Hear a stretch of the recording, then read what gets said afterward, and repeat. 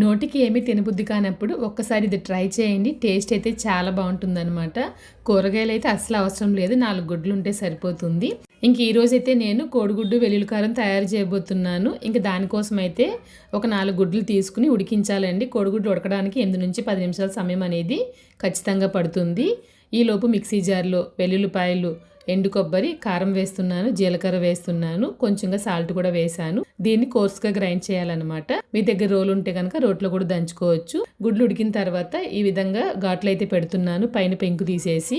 తర్వాత ఫ్రై ప్యాన్లో కొంచెంగా ఆయిల్ వేసి గుడ్లు వేసి కొంచెంగా సాల్ట్, కొంచెంగా పసుపు వేసి ఫ్రై చేయాలి. ఇవి కాస్త వేగిన తర్వాత ముందుగా గ్రైండ్ చేసి ఉంచిన వెల్లుల్లి కారాన్ని అయితే ఇందులో వేసేయండి. వేసిన తర్వాత తక్కువ మంటలో పెట్టి ఒక 2-4 నిమిషాలు బాగా ఫ్రై చేయండి. అంతేనండి, చాలా సింపుల్ గా కోడిగుడ్డు వెల్లుల్లి కారం తయారైపోతుంది. వేడి వేడి అన్నంలో ఇది వేసుకు తిన్నారంటే టేస్ట్ అయితే సూపర్ ఉంటుందన్నమాట. మరి మీరు కూడా ట్రై చేసేయండి. ఇటువంటి ఈజీ అయిన రెసిపీస్ కోసం మన ఛానల్ ని ఫాలో అవడం మర్చిపోకండి. ఇంకొక వీడియోలో మళ్ళీ కలుద్దాం. Thank you.